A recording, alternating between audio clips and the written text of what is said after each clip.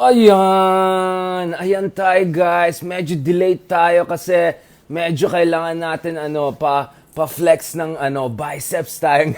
Ayan tayo, tuloy na delay tayo dyan para ready yung mga biceps natin dito sa analysis natin. Nandyan pa ba kayo mga kameta? Ito na guys. Balik naman tayo sa time slot natin ng 7 p.m. May mga updates tayo today guys. Pag-usapan natin yung latest na nangyari around the world, including dito sa Pilipinas. Meron na ba tayong DOH Secretary? Si Salvana na? Sa wakas, binigay na sa kanya or hindi? Ayaw ibigay sa kanya. Kasi base sa alam natin, yung isa na nag-reject, nag-turn down dati, mukhang ngayon open na siya ulit to take over DOH. So, yan, pag-usapan din natin ng konti yan. And then, pag-usapan din natin ng China. Grabe naman ang China. Yung China, nag-meeting ang China at DepEd Secretary natin. Grabe talagang China ngayon. But the DepEd Secretary, mini-meeting nila, leaving no stone unturned. Ayan, we meet this afternoon with Wang Yi. Talagang big time talagang ating Pilipinas. Let's talk about that. Wang Yi, China. Yan. Tapos, balikan natin. Okay. So, yung mga friends natin, lalo-lalo na dyan, mga friends natin joining us from Europe, from Moscow, das vidanya.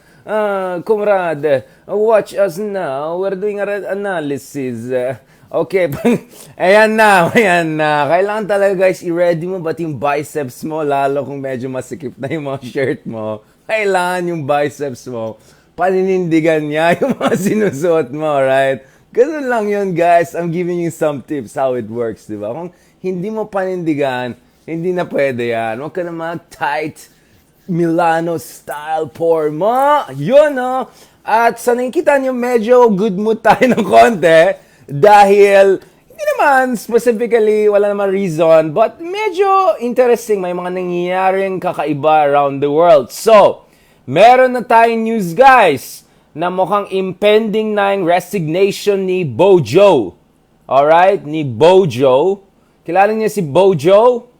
Kilala niyo ba si Bojo? Ayan. Explain ko sa inyo. Sino si Bojo? So, Bojo is this guy. Ayan na. Ito. Itong Bojo man. Bojo Mojo. Ayan na. Mukhang magre-resign na si Trump from Eton. Yan. Si Bojo man. So, si Bojo ang... Ito favorite picture ko sa kanya. Nasaan yung isa? Hindi ko maintindihan talaga ang hairstyle na to eh. Ibang klase to. Parang may pagka-Trump, pero medyo nag-aral ng mabuti. Kaya nag-Oxford. Ito. Si Bojo man. So mukhang may chance na si Bojo ay medyo out of power soon. Ang hindi lang natin alam. So ito yung sinasabi ng iba, parliamentary. Pag parliamentary tayo, ganyan. Tignan mo naman ng UK, parliamentary sila, purong sabog din yung, ganyan kasabog. Sabog yung kanilang politika. Diba? Ayan tayo eh. Ito si Bojo, si Boris Johnson, medyo ito, si Bojo. Yan. Pag tayo siguro nag-parliamentary tayo, purong Bojo din yung mga maging leaders natin. Kasi wala sabog yung party system natin. Okay? Mas sabog pa tayo dito sa mga Briton na to. So, ayan. So, there's finally a chance that after all of these scandals, all of this garden partygate scandals, sa gitna ng pandemic, nagpa-party, not even once, not even twice, mukhang multiple times. Ebang klase. Nahuli pa yung top Brexit advisor niya na nag-violate din ng pandemic protocols yung isang year. Ayan tayo. Brexit advisor, right?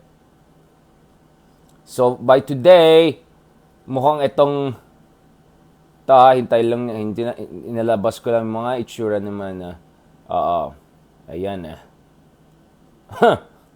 Ayan talaga. Sabog talaga eh. Hindi lumabas yung hinahanap ko. Ibang lumalabas dito. Ayan. Ayan. Dami nag-resign pa. But yung Brexit minister niya, si David Frost, nag-resign din the other year. Ayan. Ang daming skandalo itong prime minister na ito. Pero dahil ginamit niya yung crisis sa Ukraine at nakiki-eksena siya, nagpapa-relevance siya, he was able to extend his stay a little bit there. But mukhang medyo malabo na. Oh, by the way guys, kakalabas lang pala yung article ko ngayon sa Nikkei Asia. Pakibasa itong article ko, Analysis of Economic Strategy ni Bongbong Marcos. In fact, I said I'm cautiously optimistic that his economic strategy might actually work on certain front provided he takes into consideration a number of factors. So, siguro bukas guys, as we mark the first week ng Bongbong Marcos presidency, we'll discuss my article in more detail, guys. But for now, talagang gusto ko mag-stick dito sa Boris Johnson, and then transition tayo sa DOH, and then transition tayo sa China. Sorry, medyo marami akong ginagawa today. Kailangan natin ilabas ang mga ito. Para tayong radio show, di ba? Yung maraming fillers na para hindi magkaroon ng dead air. Ito, balikan natin. Okay, now, let's get serious. Ito na. Now, finally, magsa-start na yung discussion natin. So, yung mga team late, don't worry. Patikim lang yung nangyari kanina. Okay. So, Boris Johnson is a very interesting political figure. And alam ko sabihin, paki natin sa Britain, etc. Paki natin sa ibang bansa. Pilipinas tayo, unique tayo. Okay, gets ko na yan. But let me explain to you why that kind of thinking is quite simplistic. First of all, let's not forget that in 2016, a series of political earthquakes shook the world. And one of those earthquakes happened in the Philippines, right? I'm talking about political earthquakes, of course. I've experienced real earthquake, guys. Nung nasa Baguio ako nung kabataan ko, I was like 3-year-old lang or something like that. It's horrific. I'm talking about political. Okay, let's call it seismic event, all right? So, 2016, 3 major seismic events happened as part of a massive new political wave, right? You remember what happened, no? Obviously, there was Trump, but before Trump, there was Duterte. That's why I call Trump the Duterte of the West rather than Duterte, the Trump of Asia. But remember, before lumabas yung shocking results sa US elections in 2016, and before nanalo by landslide, or supposedly landslide si Tatay Digong, although not even 40% of total of votes, what was the major political event that completely reset the political game altogether? Anyone? Remember, before pa nanalo si Tatay Digong, before pa nanalo si Tatay Trump, some other major event happened that suddenly made everyone rethink their assumptions about politics in the 21st century. Right? Remember? Brexit. Diba? Naalala ko yun nung una, parang 2015, early 2016, nung lumabas yung issue ng Brexit, sabi ko, ay, wala yan. Ano ba yun? Grabe naman. I mean, I understand the English want to have their own empire. There's a lot of nostalgia for days of empire, the Great Society, all of blah, blah, blah. All of that imperial nostalgia and this anti-Europe, continental Europe kind of biases of the Brits. I understand that. I also understood in North England, the industrialization, the anger at the migration crisis across Europe. I understand all of that. That island thinking in Britain, that isolationist island style thinking. Gets ko na yan. But for them to get out of European Union and vote for it, oh my goodness, parang wow, that's crazy. That's crazy. I thought maybe it will be more like the Scottish independence. Remember, yung Scotland, gusto rin mag-independent sa UK kasi napakasabog. Lalong-lalo na ngayon. But they had near calls, they had parang may near misses na parang mga 46, 54, mga gano'n. So I was thinking siguro ang mangyari dito, something like that, like 42, 58, mga gano'n. But no, nanalo pa yung Brexit. So una-una, napaisip ako parang, napakatalinhenyo naman itong mga Briton na to, lalo si David Cameron, to even put this case to referendum. I mean, this you're playing with fire. So first of all, I was like so shocked that a UK British Prime Minister will even be genius enough to put a crazy case like this to referendum, right? Leave it, parang roll the dice. Why should you roll the dice when you don't even have to, right?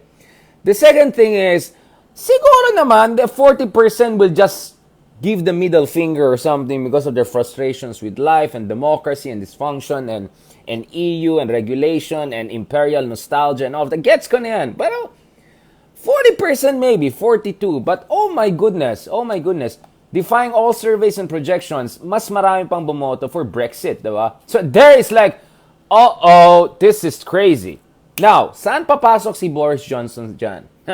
David Cameron, Boris Johnson, all of them, I come from this similar background. They come from elite Eton, Oxbridge background. So it's a very small world there.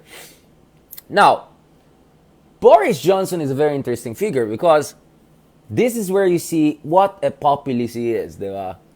So as you may know, Boris Johnson actually, and by the way, I saw him in person, etc. when he was a foreign secretary of UK. So talagang entertainer tong taong to eh.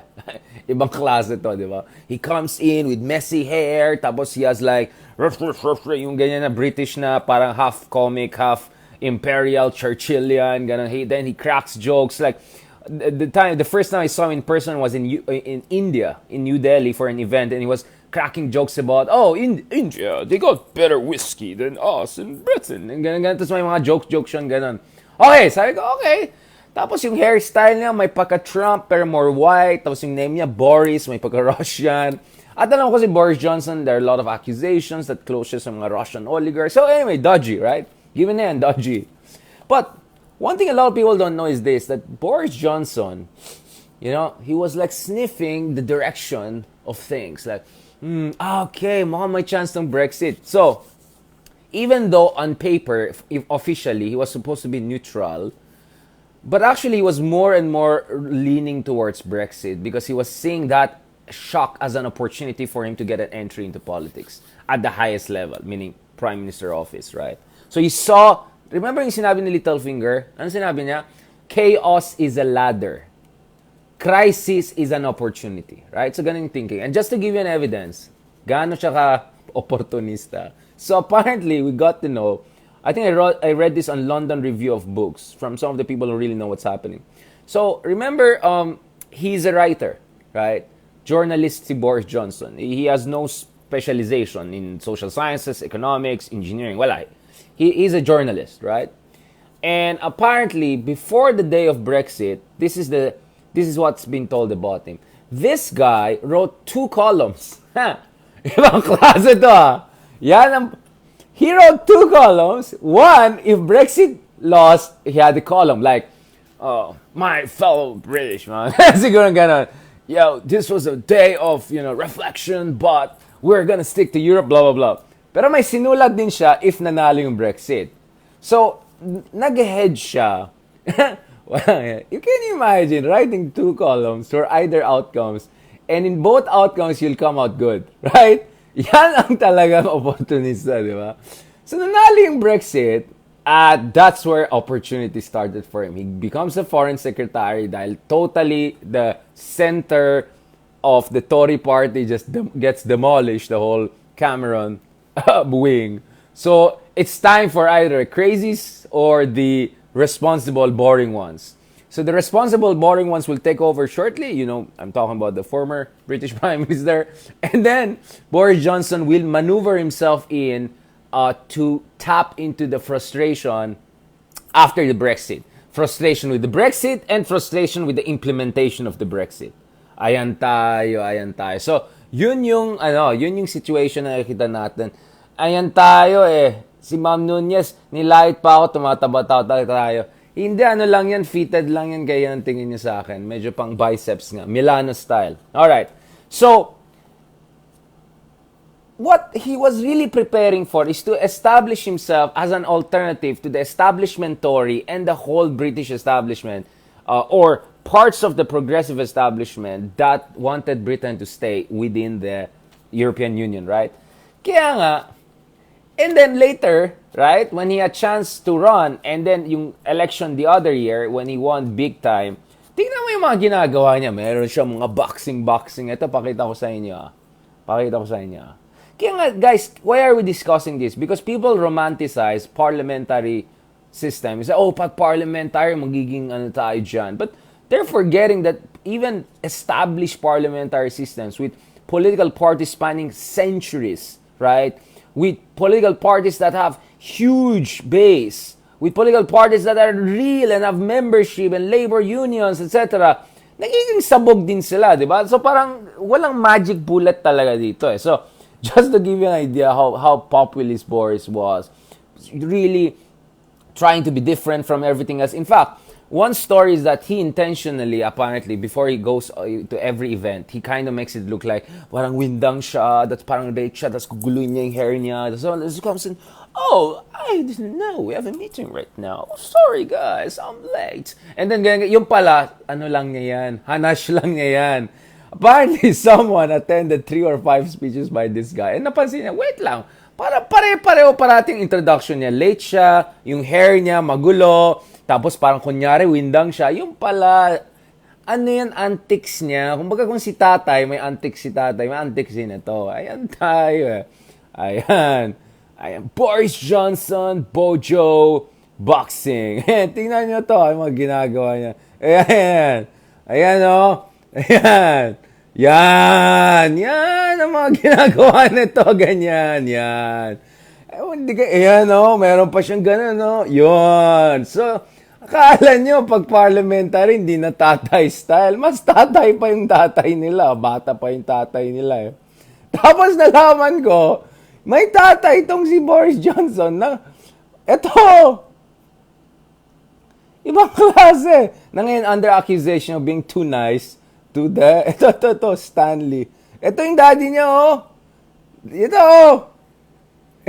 Now I see where the hair comes from. Right? Ayan. Yun yung ano niya. That's where it comes from. Right? Ibang klase. Talagang, classic talaga itong mga to. Ayan. Like dad, like son. Yun. Talagang, yan. Proud na proud. So, yan ang sinasabi ko sa inyo, guys. Yan, air power talaga. Yan ang sinasabi ko sa inyo, guys.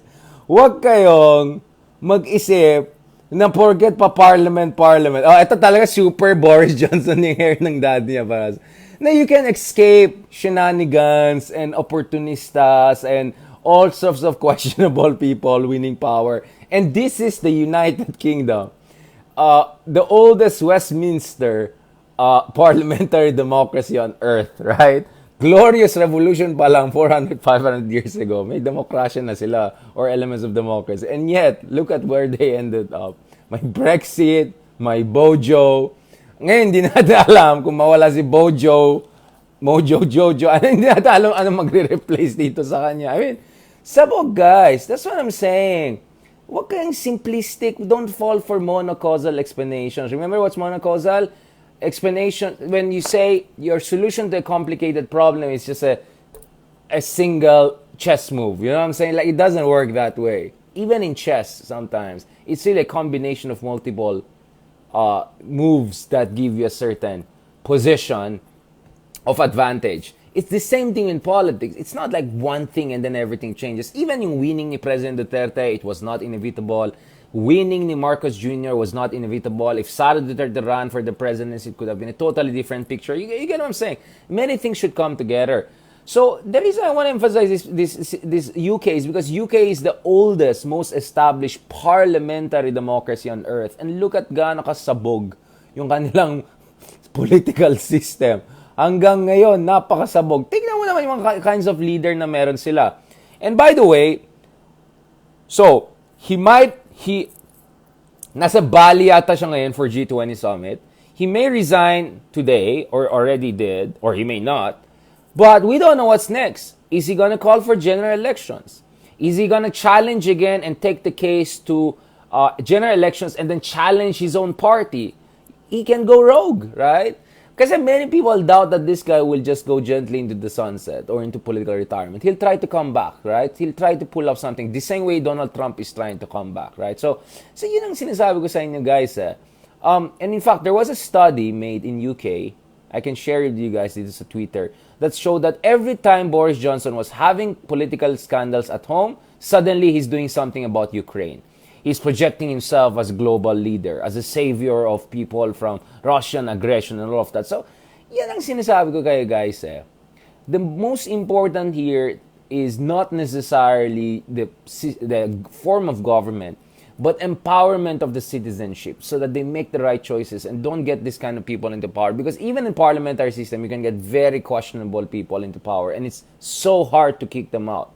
So ito yung news kanina, Boris Johnson will resign, breaking to as Britain's Conservative Party, according to BBC, clearing the way for his departure as Prime Minister, but that could be temporary. He could call for general elections and then try to win it or try to even split his party. I mean, everything is possible. Now, to tell you how frustrating the situation is for many people, ito yung sinabi ni Rory Stewart from his own party. Ito. Ito. So, interview niya with... have to put up, if Boris Johnson goes. So what do you say to that? Well, at some basic level, almost anybody in Parliament would be a better Prime Minister than Boris Johnson. I mean, Larry the Downing Street cat at the moment would be a better Prime Minister because the point is that he simply can't govern. The whole thing has become like a reality TV show. Ayan, reality TV show. Did you hear that? That's from his own... This guy, Rory Stewart, is from his own party. This is what he said. So, kung hindi na gets yung British accent, sabi niya, at some basic level, almost anybody in Parliament will be a better Prime Minister than Boris Johnson. Larry the Downing Street cat, yung pusa doon sa, Malacanang nila, at the moment would be a better Prime Minister. He simply can't govern. It's like a reality TV show, right? Do you get what I'm saying here? This is from the party mate of the Prime Minister of the world's oldest parliamentary democracy. And you tell me that you make it parliamentary and magically everything will be better? You got to be kidding me. You got to be kidding me. That is why I'm saying, dapat may pakitay sa nangyari sa mga ibang bansa. Kasi if ang role model mo yung kanilang systems of government, you want to change to them, then you have to also look at the problems they have in their system. Parang mas sabog pa nga sila sa Amerika eh. You get what I'm saying? And since the Brexit, the UK economy has been on the downhill. The UK position in the world has been really under question. At itong Boris Johnson, scandal after scandal after scandal, he doesn't want to get out. He might call for general elections later on. He might try to challenge again and leave it to the people. And he might try to, muddy the water. He might try to whip up support and populist anger. I'm telling you guys, yun sabi niya, TV reality show. Ang nangyari ngayon sa UK, and this is the oldest established parliamentary democracy. Alright? Kaya nga, please, don't fall for yung mga blogger, yung mga walang alam sa buhay, na sinasabi, pag parliamentary tayo, lahat, ilang beses tayo, di ba ito yung sinabi ko sa inyo? Meron yung dati, may program yung DILG. Pupunta sila around the country, tapos tanongin nila, ganito po, gusto niyo po yung federal parliamentary, ganito. Opo, ano po mangyari dyan? Ilang beses ka kumakain sa isang araw? Isang beses po, dalawang beses po. Nako po, pag parliamentary federal tayo, 4 na beses tayo kakain. Ano bang sakay mong kotse? Wala pong kotse, bicycle lang. Nako po, pag parliamentary federal, makaka-Montero ka na. Ganyan, ayan tayo eh.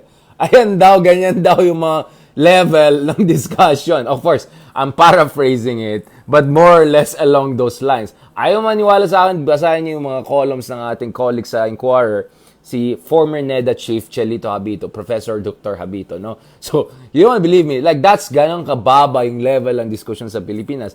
And yan ang problema kung hindi kayo nagbabasa about other countries. Kasi kung titignan mo gano'n kasabog yung politika sa Britain ngayon, kung saan, let me repeat again, ha?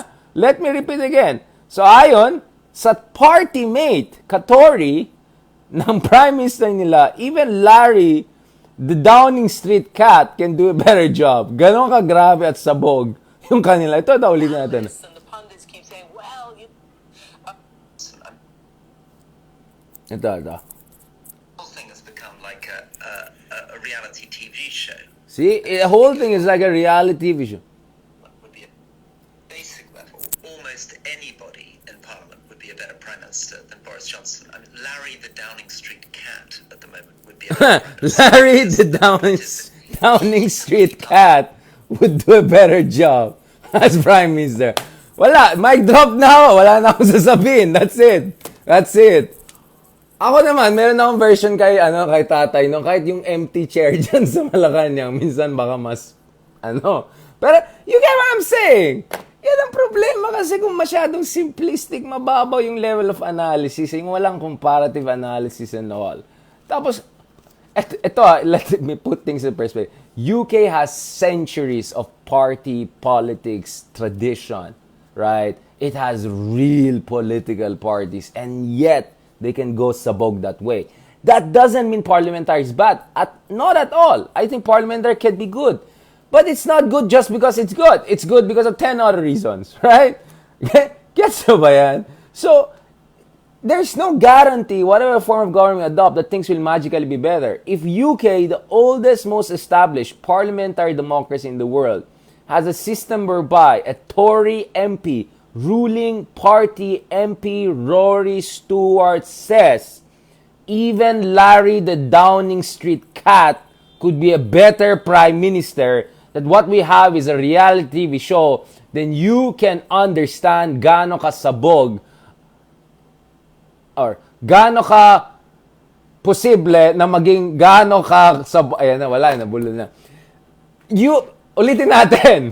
If a member of parliament of the ruling from the ruling party, Rory Stewart, says na even the Larry the Downing Street cat can be a better prime minister, and the situation is like a reality TV show, a bad one, right?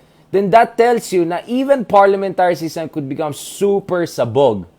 Do you get what I'm saying? Now, if your issue is vote of confidence and all, well, the reality is there's so many shenanigans for these guys to stay in power. How do you think Boris Johnson keeps on staying in power? There are many loopholes in the system. There are many loopholes in the system you can use. He can even split the party if he wants. You know what I'm saying? And then, by the way, you can only have push for vote of confidence, etc., if there's sufficient push inside the parliament by the party mates. Kung purong trapo, kung purong bayaran, kung purong why would they go for the interest of the people? So ikaw, prime minister ka, masama kang tao siguro, all you need to do is to just bribe the people para walang vote of confidence. Or if there's vote of confidence, you push for an outcome you like. Or we want a more interesting case, Pakistan. Pakistan has a parliamentary system. If you want to know what about happening in Pakistan, ito nangyari, no? So yung kanilang prime minister recently na kick out, ayan, gusto niya manggulo na. Ayan, yan ang hindi niya gets Tignan mo yung chaos ngayon sa Pakistan. Yung isang araw nga, I got involved into the fight sa Pakistan. May comment lang ako doon, no? Ito, tignan mo. Ito. Basahin ito. Pakistan on the boil as Prime Minister Imran Khan march to chaos continues, right? So this was the time whereby yung former Prime Minister ng Pakistan ay natanggapin na pinapaalis siya. Anong ginawa niya? He called on all his supporters to come out and go and create gulo and all. See? So now I'm talking about a country similar to the Philippines, a developing country, chaotic politics, highly polarized. Alright? Yan ang problema ko sa inyo Yung mga ibang vloggers yan, walang alam, hindi nagko-comparative politics, hindi nag-aral ng grad school ng mabuti, hindi man lang nag-aral ng social science at all, tapos biglang feeling expert na dito. I'm not, again, just to be clear, I'm not saying masama ang parliamentary system. I'm just saying it's not a magic bullet because you can look at many parliamentary systems right now and they're a mess. They're a total mess. So obviously, the explanation lies somewhere else if you want to get something good, right? It's not just having parliamentary. You get what I'm saying? But in theory, I'm okay with parliamentary. But we have to have real political parties. We have to have mature citizenry. We have to have, you know what I'm saying? There are many, many elements na missing pa rin sa atin. Can we develop that? Will we develop that? I don't know. Let's discuss about it. So ito. Now, let me zoom out a bit from the issue of parliamentary democracy. And let me discuss the bigger issue here. No? The bigger issue is that a populist, another populist could potentially be out of power, but I think he's going to make a lot of gulo. Remember Trump, right? Once elected, twice impeached, right? Pero ang gulo pa rin, di ba? So it's possible Boris Johnson will try to do gulo-gulo. Maybe not the level of Imran Khan. in Pakistan. By the way, I'll post it down para basahin nyo rin nangyari sa Pakistan. Kasi ito, nadamay ako isang araw. Nag-comment ako dito sa Pakistan. Just randomly lang Kasi parang feeling ko unfair yung mga criticism kay Imran Khan na iba. Diba? Yung mga dilawan style na attack kay Imran Khan. So I try to defend. Hindi naman defend. I just try to put things into context. Tuloy, grabe, nadamay ako doon sa gyera nila sa Pakistan. Ayan tuloy, nag-trending na ako doon, di ba? Tapos sinishare-share nila ako. Ito, grabe nun, no? Thousands ang nag-reply dyan sa akin. Tuloy, bigla akong followers. Ang dami akong followers from Pakistan after like, alam mo, nakikigulo lang ako. Alam mo naman ako, di ba? Makulit lang ako. Parang ayoko yung tweet na ito. Mag-comment nga ako. Yung pala, kinomentan ko yung interior minister nila. Ang dami nag-reply. Oh my goodness. The next day, pag-gising ko, parang may 10,000 followers ako from all over Pakistan and all. Buti nga hindi na ako pumatol Baka magiging na ako, political figure bigla doon, di ba? Ayan tayo delikado din doon Away din doon Super away-away doon. So anyway, so yun nga parliamentary, napakagulo yan. Basahin nyo yung nangyari dyan. Now, let me talk about the bigger picture. I'm trying to find it here. I'm beginning to find it. Ay, wag na. Mag-aaway-away na lang. Ito. So, ito, nagta-trash talkan na kami. Ito, may sinabi ako dito na trash talk lang. Tapos, ang dami nag-reply. Nireplyan ko itong interior minister ng Pakistan. Kasi, ina-attack niya si Imran Khan about the issue na yung economy ganito sa 2018 nung pumasok siya, yung economy ganito nung 2022. Parang nakalimutan mo yata yung pandemic, di ba? Ayan, gera na. Yung mga pro-anti, nakisali na. Ayan, nakikidebate na ako sa mga ambassador, yung mga ministers, ganun. Ayan tayo Ayan tayo. Ang kulit ko talaga, Sabi ko, wait, what? Okay, I'm out of there. Okay, I'm out. Parang slowly yung ganun. yung biglang, okay, I'm out of here. Yung mga ganun, mahirap na.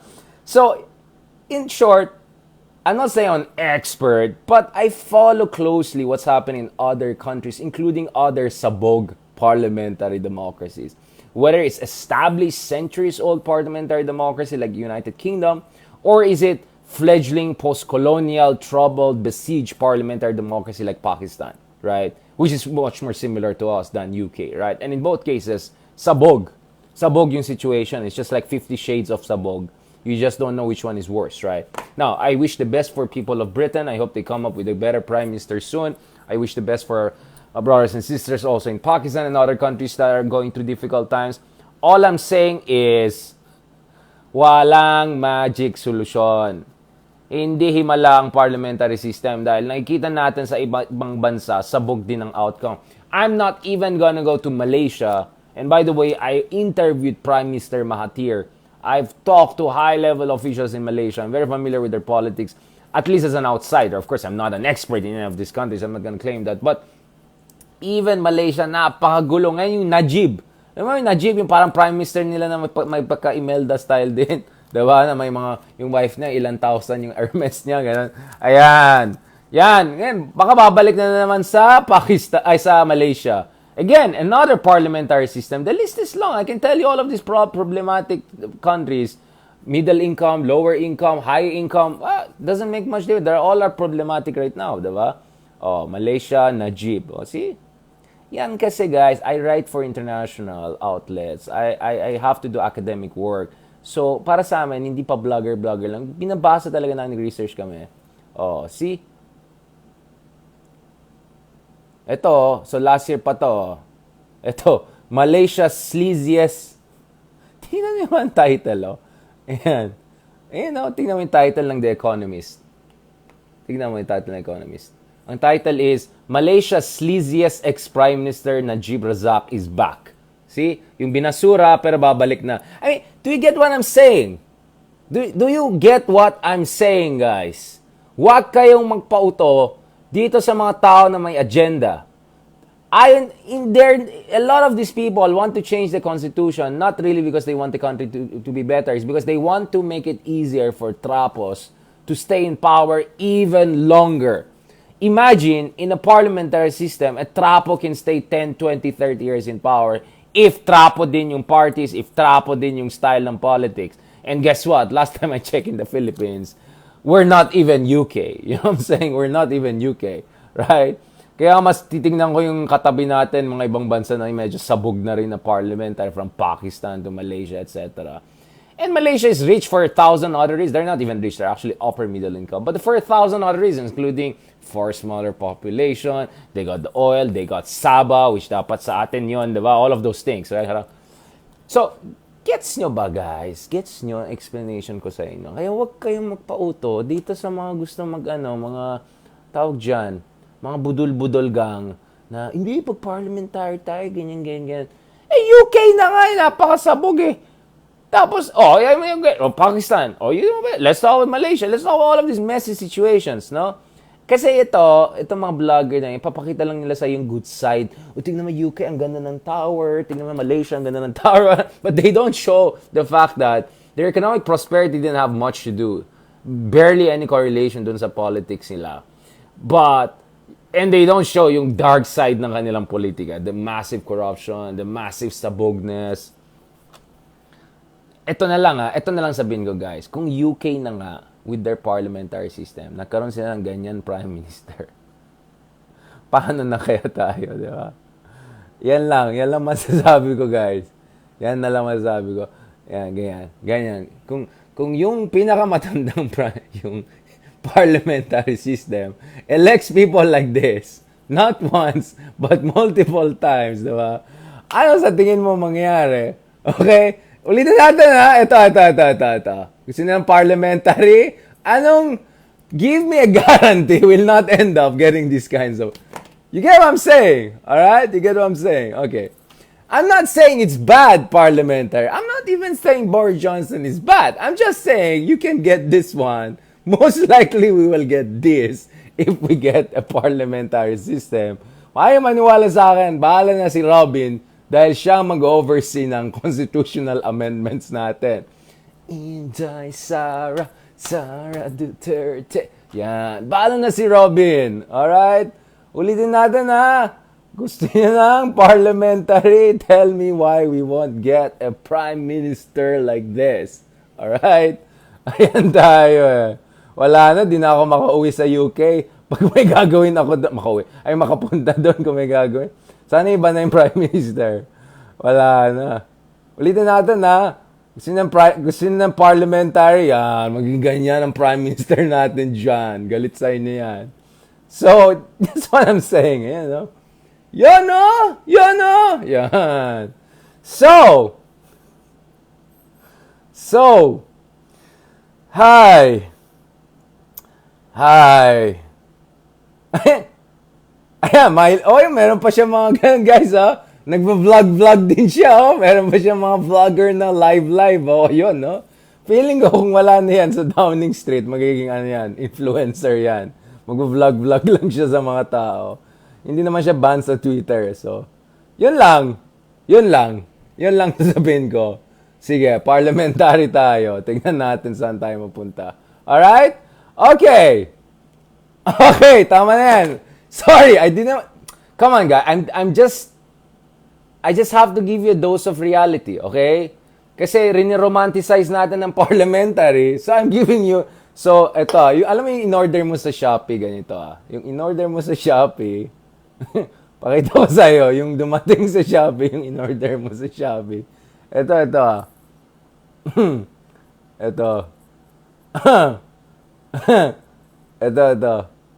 Ito. Okay, guys. Ito yung in-order mo sa Shopee. Ito yung in-order mo sa Shopee, okay? Parliamentary democracy, guys. Pag parliament tayo, ganito magiging mga prime minister natin. Tapos yung dumating sa Shopee, ayan na. Pag dumating sa Shopee, yan. Ito na nakuha mo. Ganyan ang nakuha mo nung dumating from Shopee yung order mo. Okay? Ganyan ang Ulitin natin ito yung in-order mo sa Shopee. Prince Charming. Yes! Diba? Parliamentary. Maging social tayo. We'll be like Singapore. We'll be next level. And then yung dumating ito. Oops! Wrong address. Yan tayo. I'm telling you guys.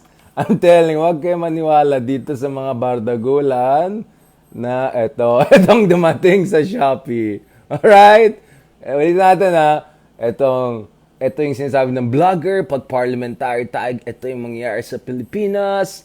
Tapos, nung naging parliamentary tayo, itong nangyari sa Pilipinas. Alright? Okay, I'm not saying anything. I'm just saying, ganyan ang katotohanan sa politika. Everything looks nice when you're ordering on Shopee. Everything looks nice on paper. Everything looks nice. In fact, si Jaime ang favorite character ko sa Game of Thrones. Dahil siya yung misunderstood na Zaddy. Alright?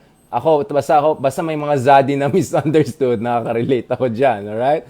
Pero, ang katotohanan ng politika natin is ganito ang lalabas pag dumating na sa Shopee. Okay! Alright, having said that, let me zoom out again. I'm sorry, I don't want to be mean, but I really have to drill this into people's mind because a lot of people have romanticized ideas of constitutional change, of parliamentary change, and then pag nakita mo, pag pinag-aralan mo talaga itong mga kaso na ito, tapos tinignan mo yung Pilipinas, yung politics natin, mga ganun, ito talagang darating sa atin itong expectation versus reality talaga So, ayoko na magsalita. Tama na yan. Mamaya na tayo mag-DOH at Duque at China. Napagod na ako dito sa... So, speaking of... Ayan na naman ito pang problema, guys. Pag itong dumating sa Shopee, hindi mo pwede return order yan. Ito yung mga no return. You're stuck with him for the next 2 to 3 years or more. Okay? Alright. Yan na naman tayo. Ayan. Basta itong masasabi, guys. Kung mayroon vlogger na nagsabi, we're not that bad. I may have to disagree. May have to disagree with that number. Ganyan din ang sagot natin. Pag may nagsabi na, pag parliamentary, maging ganyan tayo. Pakita pa na si Johnson, I may have to disagree, we're not that high. Tapos ipakita ko yung picture ni, ayan tayo. Okay. Ayan na. Do you get what I'm saying? Okay. I'm trying to make light out of this, but actually my story is my argument is very serious. Hindi biro ang constitutional change. You need to remember the metaphor I use, it's a Rubik's Cube. For something to work, for you to change a country, you have to have multiple elements come together so that you get all sides of a Rubik's Cube as, green or yellow or red or whatever, right? Hindi yan one move lang. It has to be multiple moves so that you can get the right combination here and there. Ganon din sa political reform. Alright? Okay. Ayoko na magsalita. Naging mean na ako. I want to be nice. Sorry, Lord. I don't want to be mean. I mean, in fairness to him, he has an interesting hair. He has had this taste of power. He's an interesting guy. But I don't think he gives a good name to democracies. And the fact that, multiple times, nagpa-party siya sa gitna ng pandemya, I'm not sure that's I don't know. And he got away with it for a very, very long time.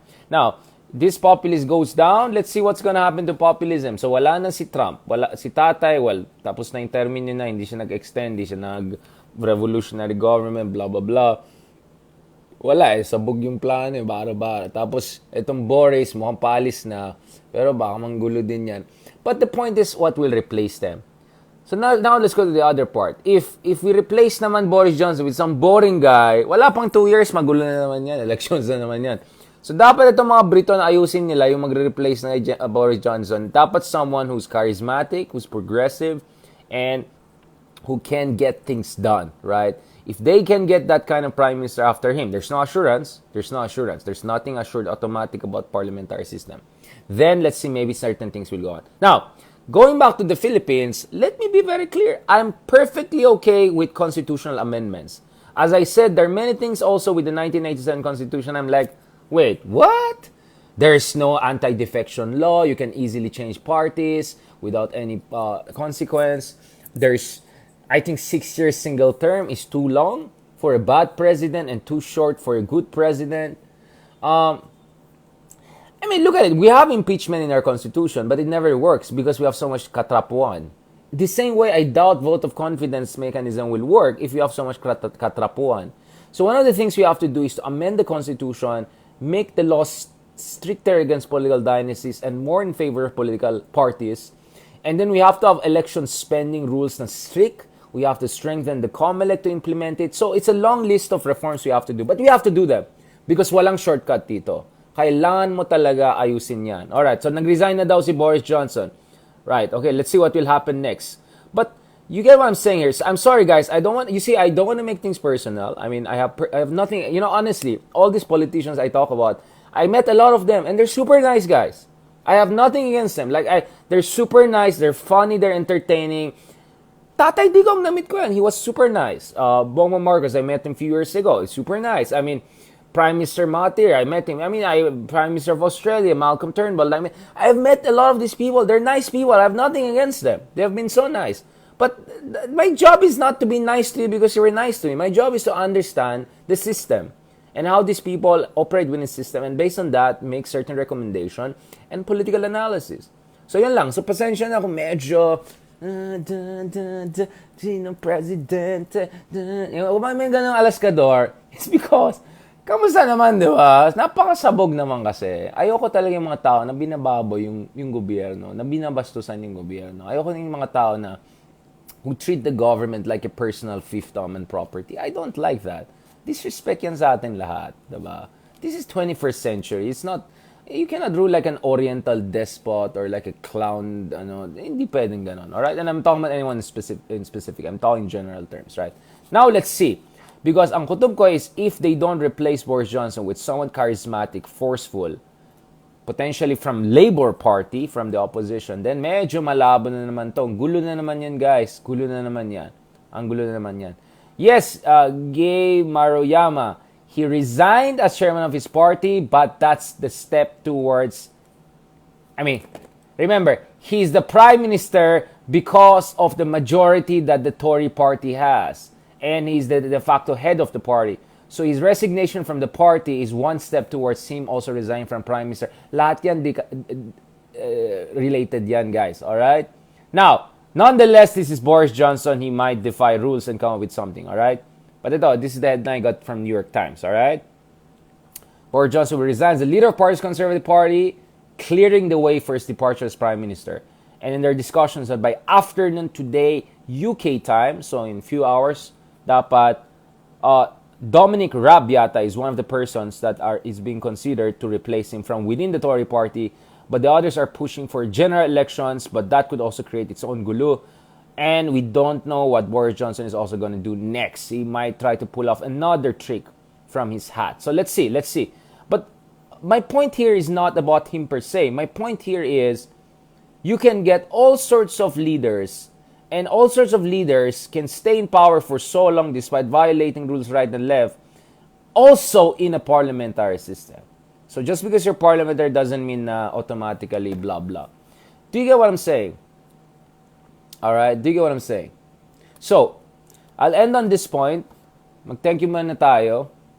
As I said, I have nothing against parliamentary. I'm just saying, but I just don't like when people give you bardagul, hindi bardagul, ang tawag doon, budol-budol. Na pag ginawa, alam mo yung para mga pyramid scheme, mga ganun. Like, pag binili mo ito, maging ganyan ka, ganyan ka, yan. Para may pagkaganyan minsan eh. When you oversell something, dyan ako naiirita eh. Okay. Anyway, let me say thank you to folks and friends. Sakit sa biceps ang mga discussion na ito. Thank you kay Fanny Miguel. Thank you kay Ima Gracia. Thank you kay Jalda. Thank you kay Man Ex-Conde. Thank you kay Robin, Rick Riodic. Thank you kay Rose, Judith Thomas. Kamusta po kayo dyan? Dito pa, Prof, sabi niya. Christina Exmundo, maraming salamat. Thank you very much. Braf Piet, hello. Fanny San Miguel, kamusta po kayo, ma'am? Yan. Si Nixon Corpus, itong favorite natin na boy, tambay. Dito, ayan tayo dyan. Ayan, di ka pala bumili ng kape, ah. Ayan. Mga kameta, kamusta naman kayo dyan? Watching daw from Laguna si Brafbit. Thank you naman dyan kay Vilma Alberto. Ayan na. Thank you naman dyan kay Naomi Tablate Zadi daw present. Wala pa tayong DOH Secretary, sabi ni Judith Thomas. Thank you dyan kay Nympha Tanchoco. Mayroon tayong friends. Si Tessa Madrigal joining us from Singapore. I see the flag of Singapore there. We have friends joining us from Turkey. To Shakur for joining us. Yan, si Inel Rayate yan, diba? Thank you also kay Michael Uy. Supporter din natin yan. Kameta natin yan. Thank you, John. Joining from Toronto, si Pressy Mercado. Watching from Toronto. Kamusta naman kayo, John? Ayan. At least yung Canada, medyo maayos yung Prime Minister. But that's more because Canada is medyo maayos na bansa. Alright? At maayos yung mga voters doon. But ibang usapan na yan. Okay? At maayos din ang political education, political party. So, ayan. So, yun lang. You can have similar form of government but totally different outcomes because it's really about other factors, right? So, look at Canada, UK, how different they are, right? Okay. Marilyn, Gregorio, Boris J. Although I know nangyaring gulo recently dun sa earlier this year, yung mga truckers na pumunta dun sa Ottawa ba yan? Nang gulo-gulo yung mga QAnon-style people dyan. Ayaw ko yan. I follow also what's happening in Canada. Not so closely, but good enough. Comes to John kay Jocelyn Lumberia. Si Ma'am Jocelyn joining us from Florida, where my lolo used to be. Baka naman, nag-hi kayo dyan. Alright, nung time na yan. Bibo Esnagi, thank you very much. Che Rosal, ayan. Si Che Rosal, marami siyang sinasabi kay Bojo, Boris Johnson. Vilma Alberto, present daw, gising na maaga. Why? You're joining us from Europe? Ano bang time zone nyo dyan? Thank you kay Marlo Laguna. Thank you kay Mia Fresnido. Thank you kay Milasol Pradhan. Ayan, election na daw sa UK, sabi niya. Thank you kay Vilma Alberto. Present daw si Maria Cacho. Watching daw from Pangasinan si Huge Mafa. Kamusta naman kayo dyan? Si Jesse pinaparesign si Boris Johnson as Prime Minister, not only leader of party, I suppose. Ayan, si Norgelin bumabalik na naman sa GMRC. Move on na tayo dyan. Tapos na ang elections. Ayan na si Senan Makalalad. Ayan na yung mga taga Australia mites natin nagbibigay ng stars. Yan, masaya na. Oy, stars nyo rin ako dyan sa Spotify for free yan. Pakisupport again. Yung mga kameta, pakisupport again para maganahan ako mag-upload din dyan sa ating Spotify newly launched BTS Color. Yun, ito Spotify natin.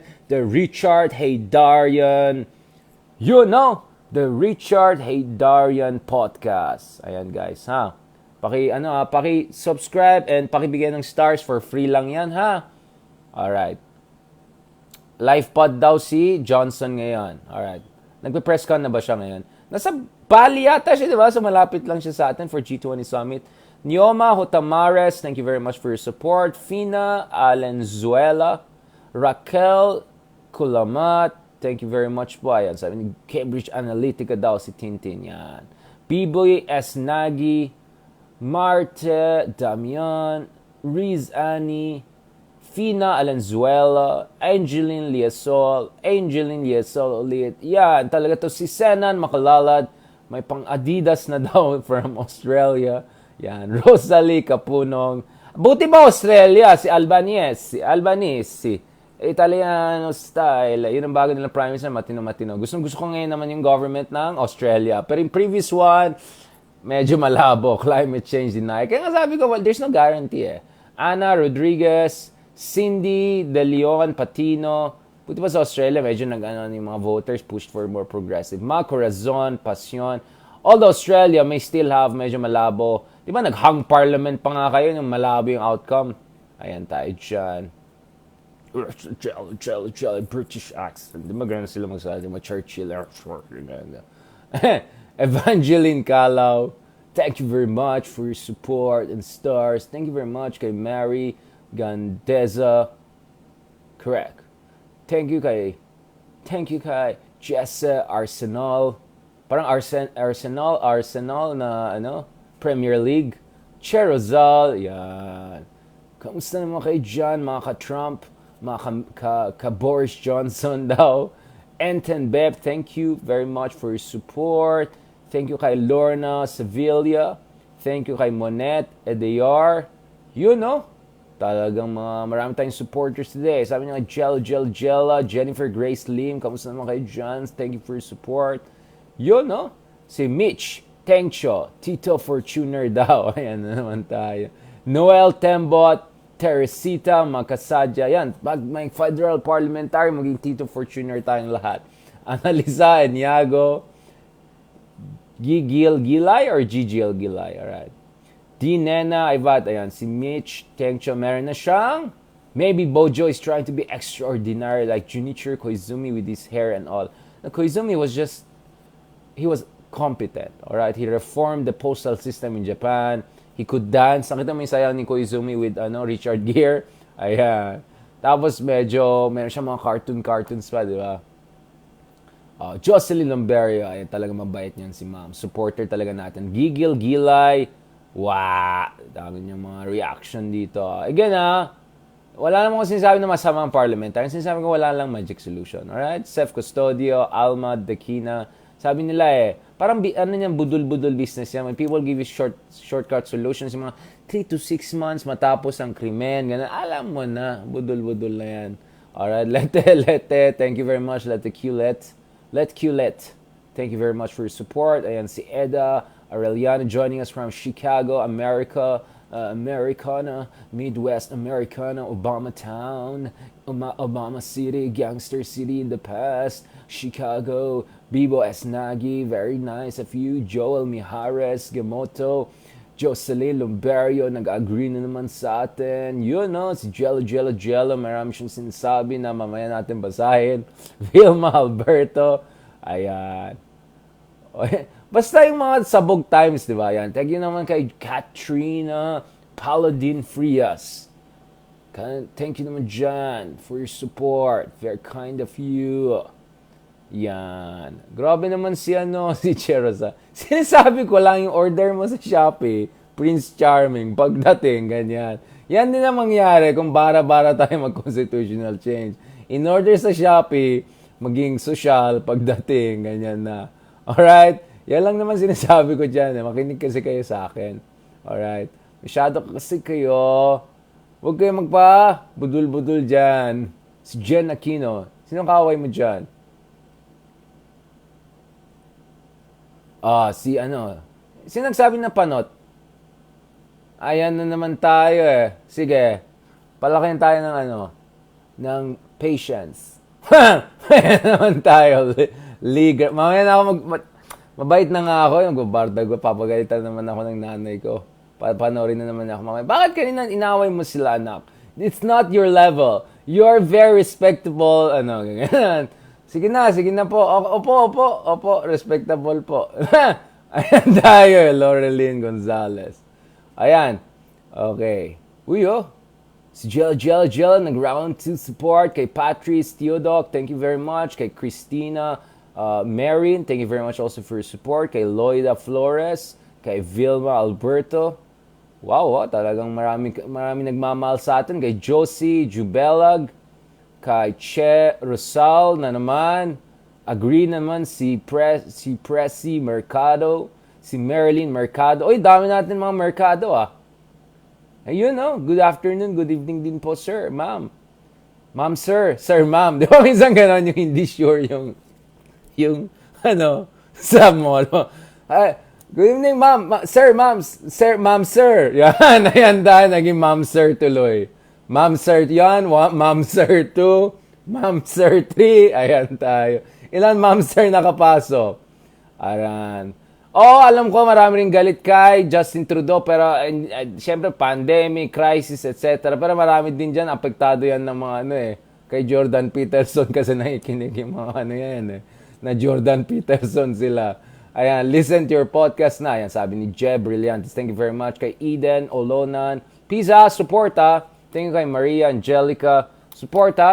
Add kay Jan. For free yan. Ba't yung star dito? Free lang Libre lang yan. Libre mangarap. Jay Valdez. Pag medyo nakabot tayo ng 1,000 ratings, baka meron tayong specials dyan. We're trying to push for interview with Yorme Vico. sabi kasi nila suplado daw yun. Hindi naman. Ano lang, he was just focused on his work. Ayaw niya mag-drama, media. Pero try natin interviewin si Yorme, Mayor, mga ganang people. Thank you very much. Bonjour to Eden from Geneva. Merci beaucoup. Thank you to Maria Angelica joining us from Cyprus, Europe. Thank you very much. Thank you kay Jet Jack. Thank you kay Lani Enikris. Thank you kay Jet Jack. Ayun, talaga si Jet Jack. Very supportive. Thank you very much po. Sam Dupalco. Thank you kay Maria Victoria Eto. Thank you kay Jessica Smith. Yan. Thank you kay Maria Victoria Eto. You know, Mari Ramos, Teresa Mari. Yun, talagang marami nagmamahal sa atin. Oo, Mitch, yung anak ni Junichiro Koizumi, yung isang anak niya, pwede maging next prime minister. I think environmental minister recently. They're pushing him to be the Macron of Japan, but I'm sure he can do better than Macron, right? Natividad, Lomboy, parang kamukha nila yung mga volleyball player ng Japan na napakasikat dito. Desiree Dujon, yun, no? Parliamentary, itong in-order mo sa Shopee, ito yung dumating, yan ang mangyayari sa atin. Alright? Yung in-order mo sa Shopee, Prince Charming, after constitutional change, ang nakuha mo ay, alam na this. Armando Barrias, thank you. Alright, thank you. Thank you very much. So, please continue to support us. Ayan, medyo flex daw ang, nakita yung triceps. Yun, no? Ayan na naman tayo, man. Matutroll na naman ako, Matutroll lang ako, Magana tayo. Incredible Hulk. Yeah! You're there mo sa Shopee. Dumating sa Shopee. Ganun. Ayan na naman tayo. Yeah! Ganun, okay. Alright. Next time, din ako magganong ka. Masikip na to. Wala, tumanda na si Zadie. Masikip na yung mga damit na ngayon. Kailangan natin bumili ng bagong shirt. Pero mahal ngayon. Mataas ng gasolina. Mahal ng internet. Mahal ng electricity. Paano tayo bibili ng bagong shirt? Diba? Di naman nagbibigay ng star yung isa, di ba? Ayan tayo. Thank you, Arthur. Okay na, I'll behave na. Okay. Thank you very much. Thank you very much for watching our Meta. Ayan, okay, may British accent tayo. Okay. For analysis of military affairs. Military. Medyo mag-BBC style.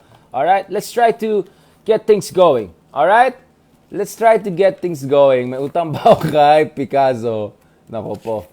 Wala pa yung hindi pa na Alright, hello naman daw sa mga triceps. Yan, ayan na naman tayo.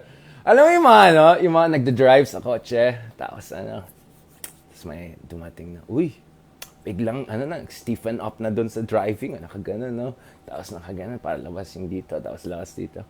Tapos yung mga, gumaganon lang, yung mga ganon, yung mga nagpapa-flex ng triceps pag nagda-drive. Itabi mo yung kotse mo dun sa may dumadaan. Ganun ka, tapos talagang ganun mo.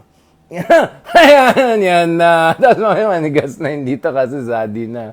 Ayan, hindi natin gawain yan, guys. Yung masakit na dito after, sakit, yan.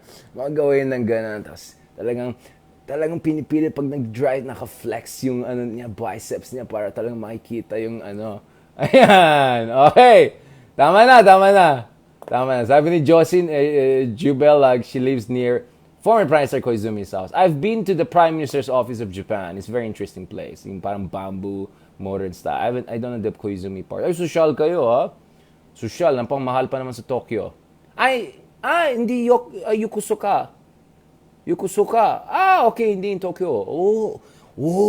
Yokosuka. Not in Tokyo. Ganyan yung style ng Japanese, diba?